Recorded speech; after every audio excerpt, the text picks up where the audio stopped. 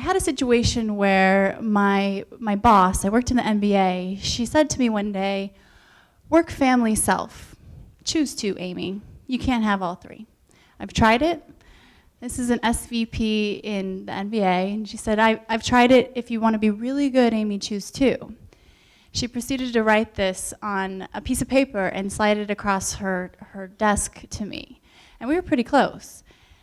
And I thought to myself, this doesn't really sound right, and I wonder what HR would say. And yeah, this isn't for me.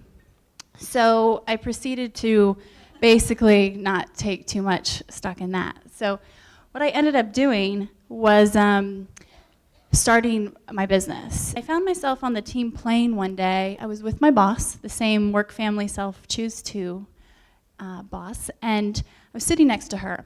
And we were entertaining some corporate clients in the back of the plane, some sponsors. The team, the athletes, were at the front of the plane. And Shaquille O'Neal and I had been working together, and I'd been helping him just because I believed in his brand and what his willingness was to get comfortable with being uncomfortable. And I was sitting next to the same boss that had said, stop with the social media stuff, Amy Jo, you can't, we need to hold up here. Shaquille texts me. We hadn't taken off yet from the plane, and he says, can you come up here? I have a question about Twitter. So I'm thinking, oh goodness, I might get fired if I go up there. And so I pretend to ignore it, and he texts me again, and then he finally stands up, 7-foot Shaquille, and proceeds to do the wave of, get up here.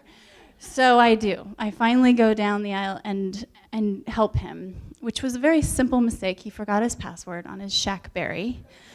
And he continued to get a new Shackberry finally got to an iPhone, but every few weeks. So I helped him, and it was like I saved the day, jump high five, walk back, tail between legs, thinking, oh goodness, I'm gonna get fired.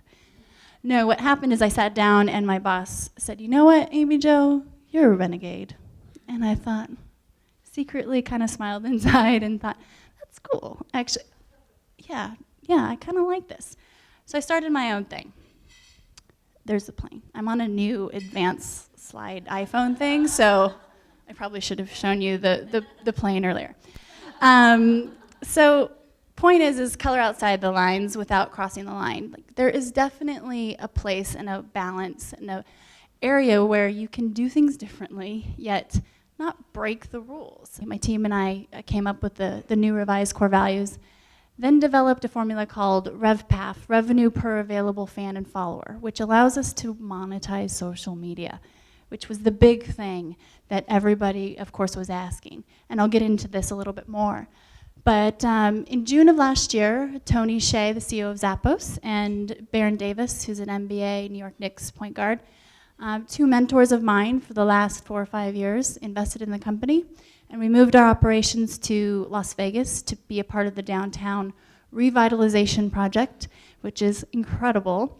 And launched the book in October, and then launched digitalroyaltyuniversity.com, which allows anyone to take our classes online. The biggest philosophy that we've stuck to is that we have to humanize our brands if we are going to actually be effective with social media and monetize it.